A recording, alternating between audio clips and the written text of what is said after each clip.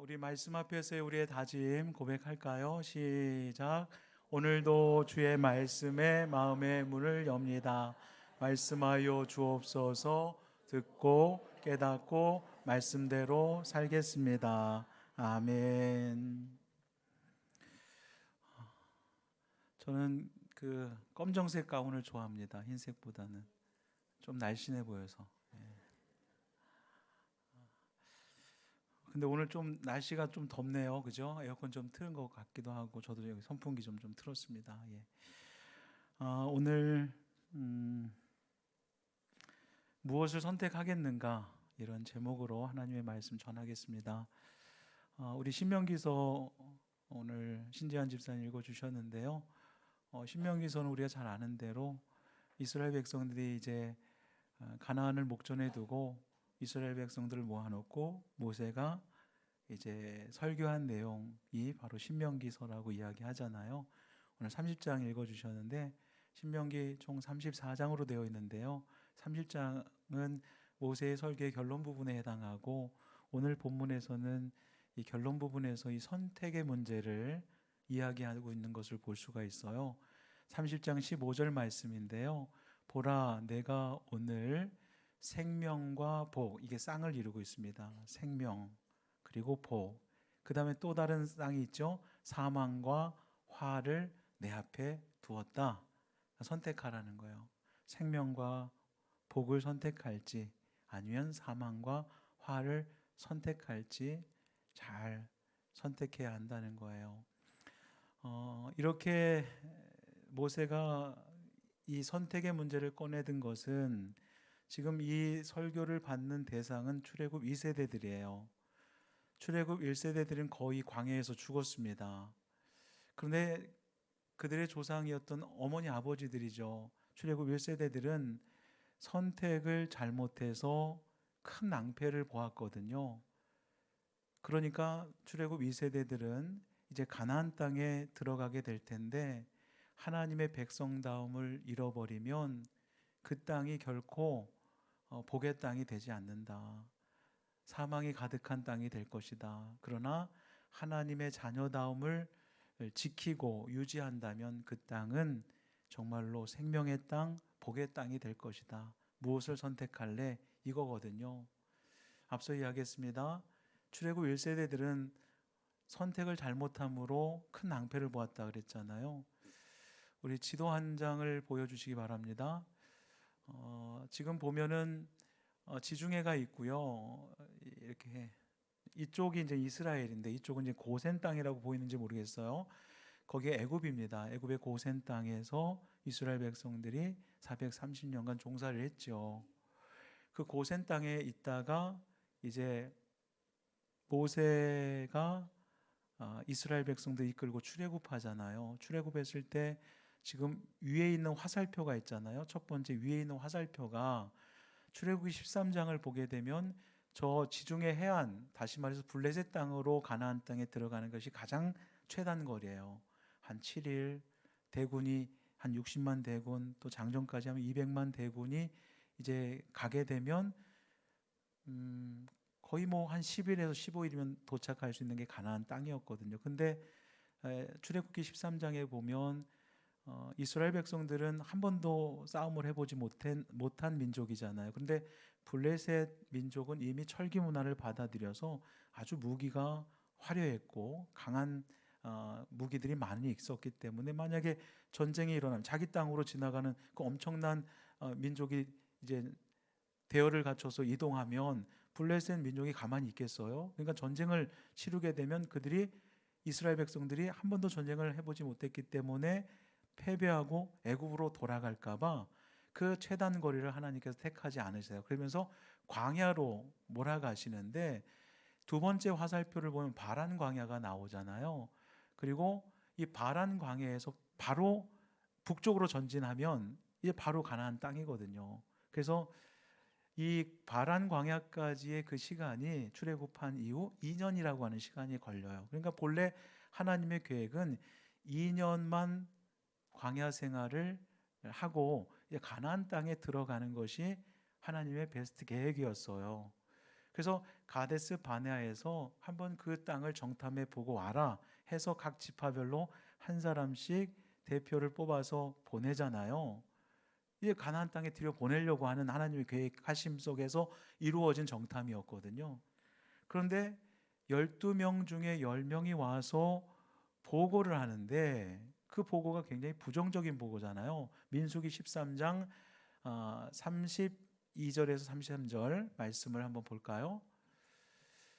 우리가 두루 다니며 정탐한 땅은 그 거주민을 삼키는 땅이요, 거기서 본 모든 백성은 신장이 장대한 자들이며 거기서 네피림 후손인 아낙 자손의 거인들을 보았으니 우리는 스스로 보기에도 메뚜기 같으니 그들이 보기에도 그와 같았을 것입니다.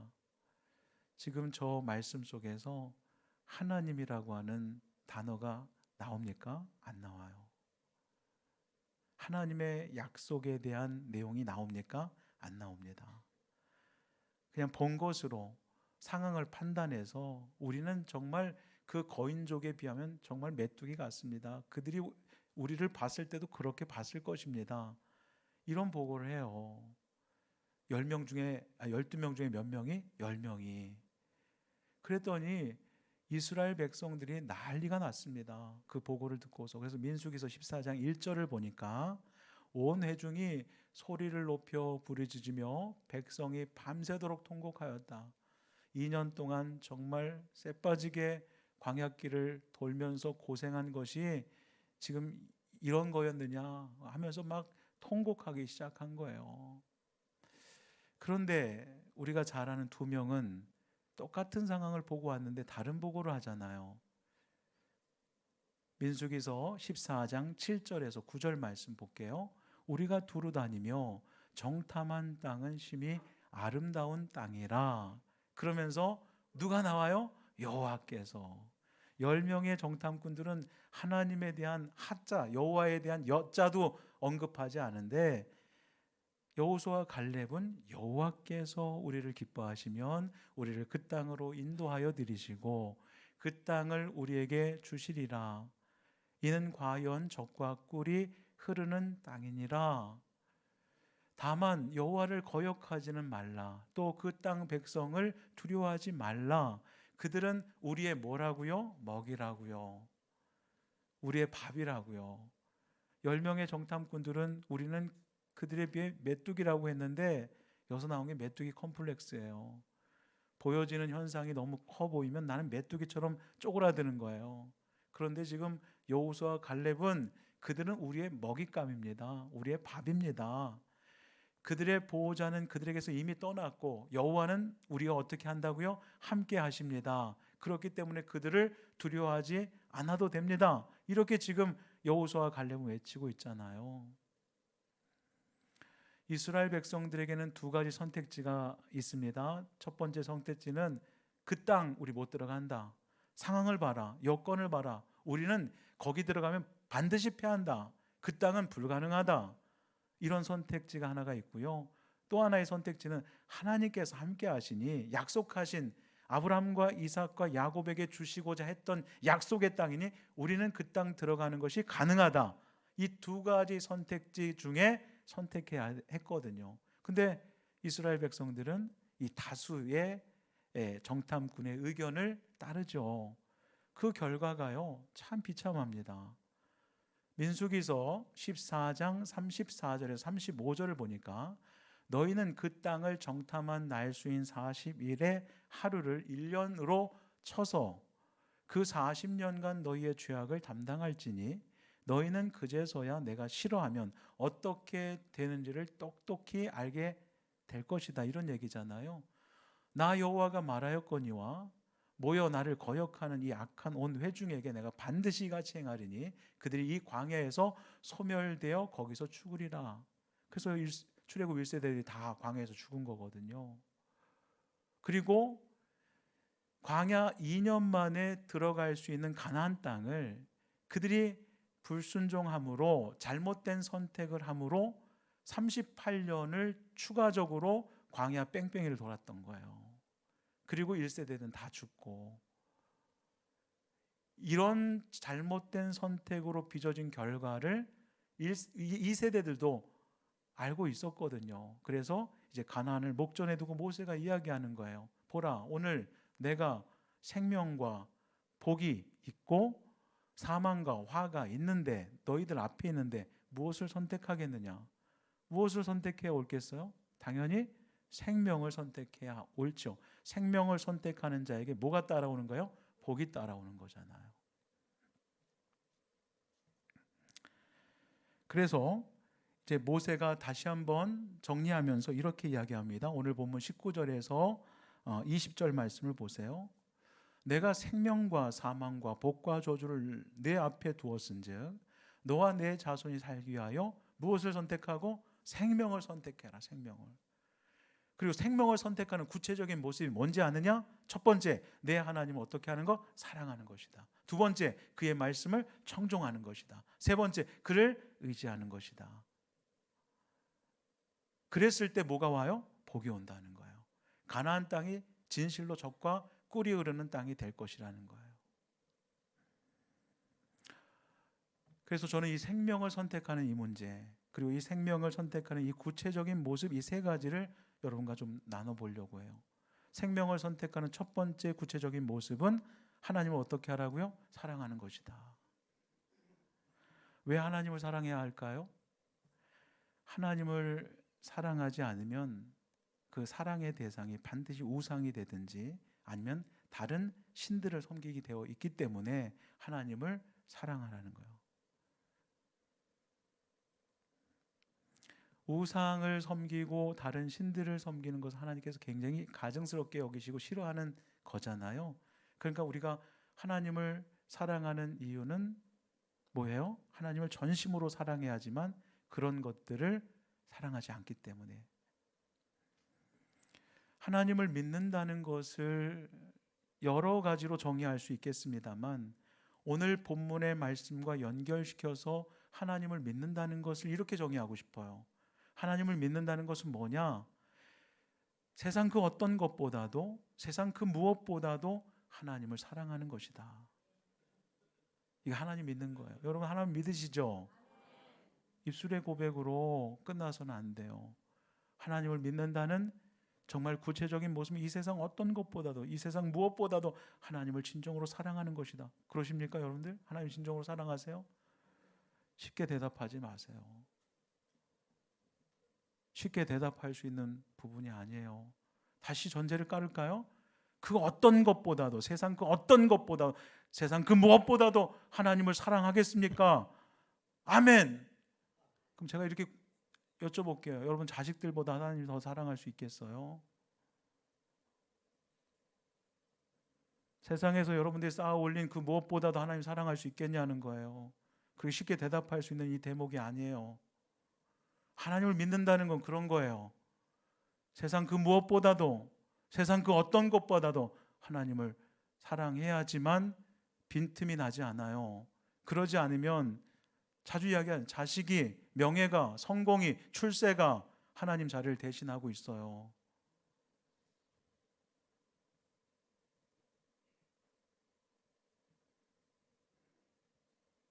그래서 생명을 선택하는 것은 구체적으로 하나님을 사랑하는 것이다. 정말 하나님 여러분들 사랑하십니까? 모세는 이스라엘 백성들에게 이렇게 이야기했습니다. 신명기서 6장 4절로 5절 말씀, 너무 유명한 말씀이죠.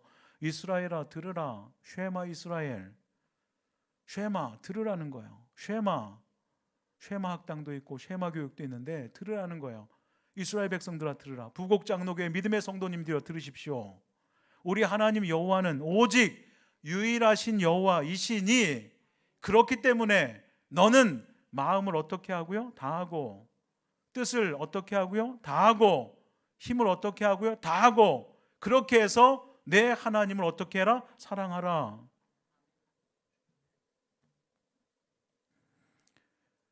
마음과 생각의 한 꼭지만을 가지고 하나님을 사랑하라는 그런 의미가 아니에요.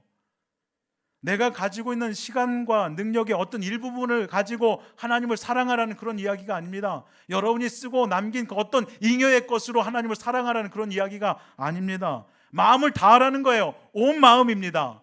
온 마음이에요. 모든 마음입니다. 뜻을 다하라는 것입니다. 온 뜻을 다하는 것입니다. 모든 뜻을 다하는 것입니다. 힘을 다하되 여분의 힘을 남겨놓고 하나님 사랑해서 하는 게 아니라 온 힘을 기울여, 온 힘을 다하여, 내 힘 전력을 다하여 하나님을 사랑하라는 거예요. 왜? 우리 하나님은 오직 유일한 여호와이시니까.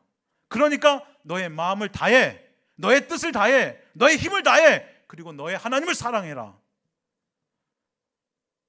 그렇게 하나님을 사랑할 수 있겠습니까? 그렇게 진심을 다해서 하나님을 사랑하는 것이 무엇을 선택하는 것이다? 생명을 선택하는 것이다.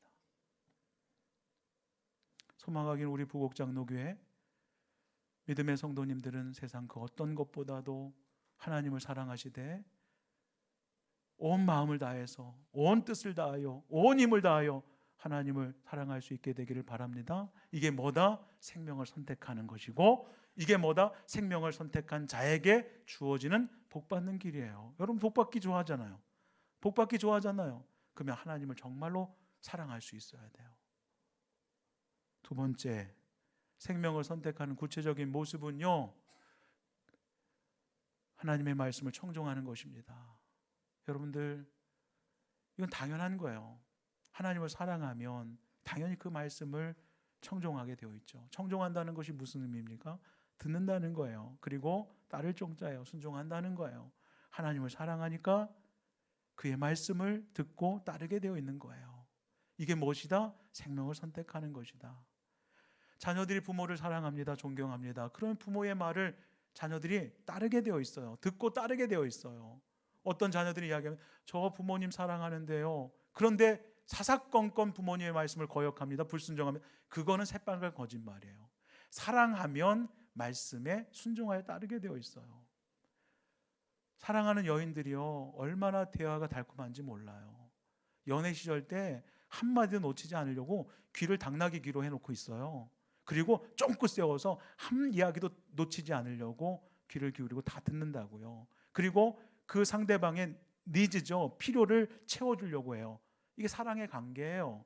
그런데 사랑에 식어지면 나타나는 현상 가운데 여러 가지 현상이 있겠지만 그 중에 대표적인 게 뭐냐면 안 들어요. 안 들어. 백날 떠들어도 안 들어요. 귀뚱으로도 안 들어요. TV 보느냐고. 그럼 뭐가 결여되어 있는 거예요? 사랑이 결여되어 있는 거예요. 사랑하면 집중하게 되어 있어요. 사랑하면 상대방의 말을 허투루 들을 수가 없어요. 그 말을 듣고 그 사람의 원함과 니즈를 채워주게 되어 있어요. 마찬가지예요. 하나님을 사랑해요. 진정으로 사랑합니다. 온 마음을 다하고 온 뜻을 다하고 온 힘을 다하여 하나님을 사랑해요. 그러면 당연히 그분의 말씀을 어떻게 해요? 청종하게 되어 있죠. 제가 좀 우스갯소리로 이 강단에서 설교할 때 성도님 얼굴을 이렇게 잘 주목해서 안 보려고 하는 이유도 있어요. 근데 안 보려고 해도 이렇게 보다 보면 눈이 마주쳐요. 그래서 시험 들 때가 너무 많아요. 어떤 분은요, 말씀을 처음부터 끝까지 한 말씀도 놓치지 않으려고 정말 예배를 그렇게 잘 듣는, 보면 보이거든요. 사실 감출 수 없어요. 그거는. 어떤 분들은요, 말씀을 이게 듣는 건지 안 듣는 건지, 왜 나와 계신 것인지 모를 정도로 전날 뭘 그렇게 하셨어요? 왜 이렇게 주무시는 거예요?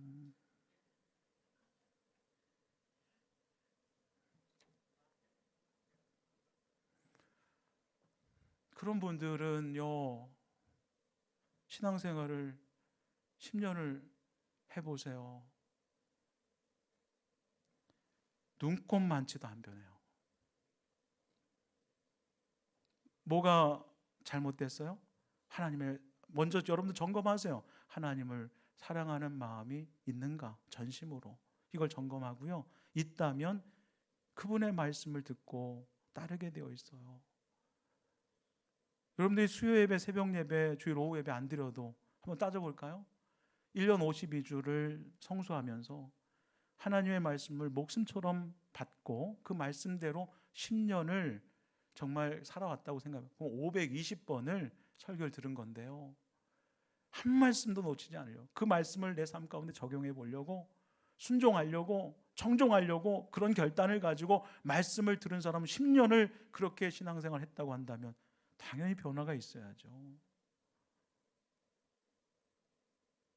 그리스도인 다워지고 성도 다워지고 정말 직분에 걸맞게끔 누구누구 권사님 정도 되면, 누구누구 장로님 정도 되면, 누구누구 집사님 정도 되면 그 정도의 직분에 걸맞는 행동이 나와야 되잖아요. 그러니까 신앙생활 한 30년 40년 하니까 불러주기 못하니까 그냥 권사 주고 그냥 이렇게 해주니까 맞지 않잖아요.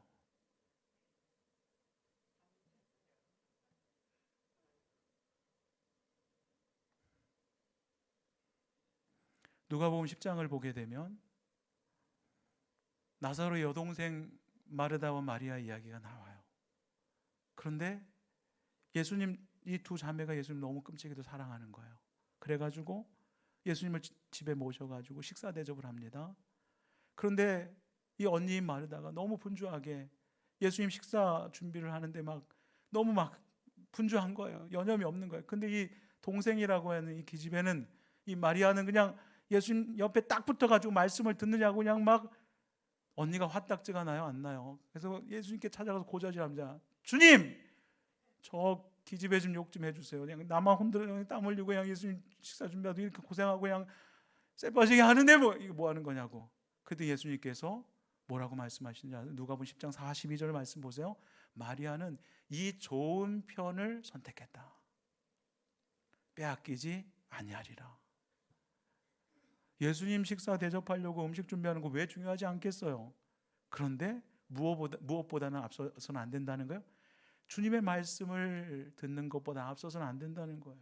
오늘 일부 예배 때도 그런 말씀 나눴습니다. 지금 주방에서 여러분들 1구역부터 19역에 이렇게 돌아가다 보니까 1년에 한 5번씩 돌아오잖아요. 많게는 6번도 들어오고, 또 잘 걸린 구역은 한 4번만 하고 끝나기도 하고, 그러지도 않죠. 내년에 다시 이어지니까. 그런데 식사 준비하는 거 굉장히 중요하죠. 근데 왜 식사를 왜 먹는 거예요? 여러분들, 우리가 식사 못 먹어서 교회에서 밥 먹는 거 아니잖아요. 오후 예배 드리려고 우리가 식사 준비하는 거잖아요. 그런데 식사 준비가 중요한데 예배의 시간보다 더 중요하진 않아요. 예배 드리는데 밥이 설 있거나 간이 안 맞거나, 그리고 식사가 늦어졌다 해도 여러분들 짜증내서는 안 돼요. 밥을 제때 차리지 않고 이거 몇 구역에 도대체 이 4구역 구역장인가 예배인도자 이게 뭐 하는 거야? 이 섬기는 게 이거 그냥 개 뭐네? 이렇게 하면 되겠어요? 만약에 밥이 안 됐어, 예배 드리냐고 밥을 안 됐어요. 그러니까 여러분들 예배 드리기 위해서는 토요일 날 많이 준비하세요. 그래서 그냥 불만 딱 올리면 음식이 다 되는 거죠. 저러니까 목사님이 뭘 한다고 지금 주방 이야기를 하는지 모르겠다고. 그런데 토요일 날 준비할 거 충분히 준비하고, 주일은 뭐에 집중해야 된다? 예배에 집중해야 돼. 예배. 오늘 하나님께서 말씀을 주시는데요, 뭘 통해서 말씀을? 예배를 통해서 말씀을 주시거든요. 예배를 통해, 특별히 이 설교 시간을 통해서 말씀을 주시니까 하나님께서 주신 말씀 한 말씀도 놓치지 않겠다라고 하는 그런 다짐을 가지고, 그런 결단을 가지고, 내가 누구를 사랑하니까, 주님을 사랑하니까, 온 마음과 뜻과 정성과 힘을 다하여 사랑하니까 그의 말씀을 듣는 것은 당연한 거잖아요. 바라기는 우리 교회 모든 믿음의 성도들이 예배의 목숨을 걸고 말씀을 청종하는 것을 가장 먼저 선택하는, 이게 뭐라고요? 생명을 선택하는 일이다. 그런 사람에게 무엇이 주어진다? 복이 주어진다. 마지막 세 번째예요. 생명을 선택하는 구체적인 모습은 뭐예요? 그를 의지하는 거예요. 어린 아이들을 보게 되면 정말 사사건건 건대로 부모님의 이름을 부릅니다. 좋은 일이 생겨도 엄마 나 100점 맞았어. 아빠 100점 맞았어. 다급한 일에서 엄마 큰일 났어. 힘든 일이 생겨도 엄마 큰일 났어. 가장 엄마 아빠를 먼저 찾아요. 제가 평택에서 2011년에 이제 서울에서의 사역을 마치고 평택 37살에 민혁이 초등학교 1학년 8살, 민소 5살에 평택에 날아가서 담임 목회를 시작했습니다. 담임 목회를 이제 1년 하고 민소가 6살 됐는데요. 그날 토요일이었어요. 민소가 막 굉장히 고열이 나고 막 폐렴기가 있는 기억이 가물가물한데 어찌됐든 병원에 입원을 했어요.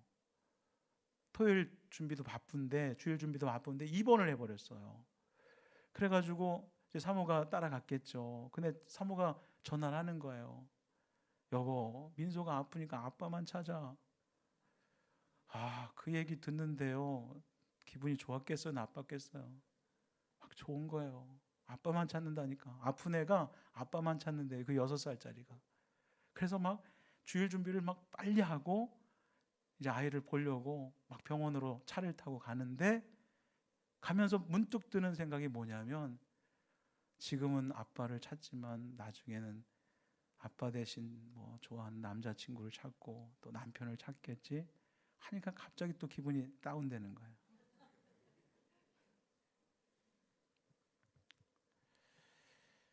실제로 아이들이 성장하면요, 엄마 아빠 찾는 것보다 친구를 먼저 찾죠. 그렇게 됩니다. 지금도 민소는 기숙사 생활을 하니까 시시때때로 엄마에게 지금 민소가 없으니까 이런 얘기 하는 거예요. 있을 말도. 오늘 예배한들이 어디 간 거예요? 이 얘기 하라고 지금 빠진 것 같은데. 그래서 엄마한테 수시로 전화하면 저한테 전화 일주일에 단 한 번도 안 합니다. 그러다가 민소 번호가 뜰 때가 있어요. 그래서 전화 받아요. 아빠야. 아빠 잘 지냈어? 잘 지냈지. 근데 말이야, 뱅뱅뱅돌, 나 용돈 떨어졌는데. 요즘은 민소 전화 받기가 무섭습니다. 용돈 떨어졌다고 해서. 요즘 이렇게 여쭤보겠습니다. 살만해지셨어요? 여유로워지셨습니까? 그러면서 그렇게 되면 하나님을 의지하는 마음이 조금씩 멀어집니다. 여러분들 좀 여유로워지셨냐고요? 살만해지셨냐고요? 풍족해지셨냐고요? 하나님을 의지한다는 말씀은요, 하나님을 꽉 붙잡는다는 거예요. 꽉. 그 어떤 순간에도 하나님을 의지한다는 것은 그분에게 내 손을 놓지 않겠다는 거거든요. 사람들은 되게 힘들고 어려울 때 하나님을 꽉 붙잡습니다. 그래서 다니엘 첫날 김은호 목사님께서 요즘 수능 11월 14일 날 수능이라면서요, 새벽 제단을 막 쌌습니다. 막 어떤 교회는 다니엘 오륜교회에서 한 다니엘 교대가 아니라 자녀들을 위한 다니엘 교대를 이 11월이면 꼭 열어요. 수능을 기점으로 해서. 그러면서 자녀들을 위해서 막 기도해 주죠. 뭐 그리 나쁜 거라 생각하진 않지만 평상시에 자녀들을 위해서 그렇게 기도했더라고 하면 얼마나 좋았을까. 막 임박해서 막 급한 거예요. 막 발에 불이 떨어졌으니까. 그러니까 막 자녀들을 위해서 기도하는데, 김은호 목사님 그랬잖아요. 문제가 다 해결되고 나면, 대학에 들어가게 되면 어떻게 돼요? 여유가 생기죠. 그러면 그 붙잡은 손에 이 힘, 소나기의 힘을 악력이라고 하거든요. 이 악력이 점점 느슨해집니다. 그러면서 약해지죠. 그러면서 결국 어떻게 돼요? 주님께 의지하던 그 손을 놓아버려요. 물론 반대의 경우도 있습니다. 평상시에 신앙생활 잘하는 것 같습니다. 그런데 어떤 어려움이 처해지면 실족하고 넘어져서 그 손을 더욱더 주님을 붙잡아야 되는데 놓아버리는 분들이 있어요. 어제 그 재활학과 원장님이셨던 박정옥 재활학과 원장님이 그런 말씀하셨잖아요. 고난 중에 있는 분들은 오히려 하나님을 붙잡을 수 있는 기회라고요. 본인이 정말 죽을 고비를 넘겨서 깨어났을 때 엄청난 고통과 싸워야 했다 그랬잖아요. 그러면서 그분이 하시는 말씀이 뭐예요? 나는 이렇게 마취하게라도 이렇게 투여하면서 이 고통을 견디는데 우리 주님은 그냥 머리에 가시면류관, 손에 그 굵은 못자국을 그대로 몸의 무게를 감당하면서 찢어지면서 그 고통을 어떻게 참아냈을까? 만약에 그 잘 나가던 의사 선생님이 그런 고난이 없었다고 한다면 주님의 고난을 생각할 수 있었겠어요? 그러면서 그분이 하셨던 얘기가 뭐예요? 비록 가나안 땅이 지옥이 될 수 있다. 오히려 바벨론 포로 생활이 그리고 광야의 생활이 하나님을 의지할 수 있으니 거기가 천국이 될 수 있다. 이런 얘기하지 않았습니까? 그러면서 저에게 감동이 됐던 게 뭐냐면 이런 이야기를 해서 고난받는 자를 주님께서 이렇게 손으로 감싸 안아주신다는 거예요. 그만큼 고난 중에 있는 성도들과 주님은 가까이 계신 거예요. 그래서 고난 중에 주님의 음성을 들을 수 있는 가능성이 더 높아지고요. 고난 중에 주님의 그 절절한 사랑을 느낄 수 있는 가능성이 더 높아진다는 게, 왜냐하면 고난 중에 있는 믿음의 성도들 이렇게 감싸주고 계시니까. 간절히 소망합니다. 부곡장로교회 모든 믿음의 성도님들, 무슨 일이 있어도 그 일이 좋든 나쁘든 내 감정이 싫든 좋든 상관없어요. 하나님을 붙잡는 그 손의 악력이 늘 강화될 수 있게 되기를 바랍니다. 늘 약해지거나 놓지 않게 되어지기를 바랍니다. 이게 뭐냐? 생명을 선택하는 것이다. 정리해 볼까요? 우리는 생명과 복이 있고요, 사망과 화가 있습니다. 둘 중에 우리는 선택해야 합니다. 무엇을 선택해? 생명을 선택해야 돼. 생명을 선택하는 구체적인 모습은 하나님을 전심으로 사랑하는 것이다. 두 번째, 그분의 말씀을, 예배 시간을 목숨과 같이 지키면서 그분의 말씀을 청종하는 것이다. 세 번째, 그분을 의지하는데 그분을 붙잡은 손을 놓지 않는 것이다. 그 악력을 강하게 해서 끝까지 주님이 나를 부르시는 그 순간까지. 고난이 있어요? 고난 중에 더 주님을 붙잡아야죠. 기쁜 일이 있어요? 더 주님의 손을 붙잡아야죠. 이것이 무엇을 선택하는 것이다? 생명을 선택하는 것이다. 그러면 질문 드려보겠습니다.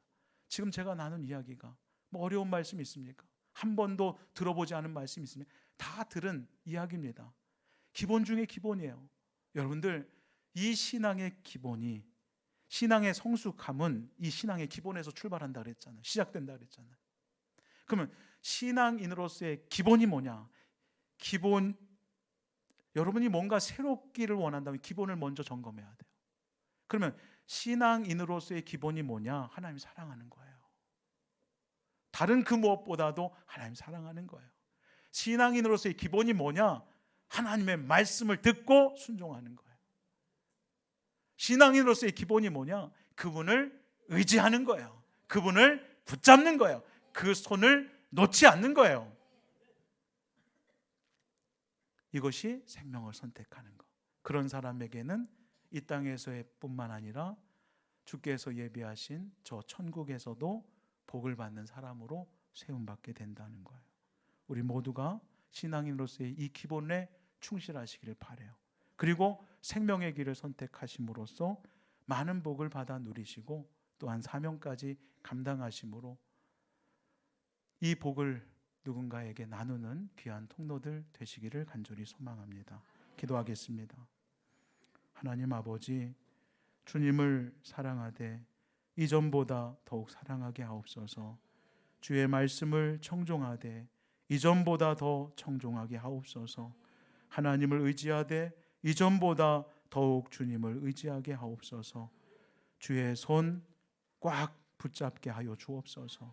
그리하여 이 땅에서뿐만 아니라 하나님께서 약속하신 본향 천국에서도 우리 모두가 이 놀라운 은혜와 복을 마음껏 누리며 살아가게 하옵소서. 예수님의 이름으로 기도하옵나이다. 아멘.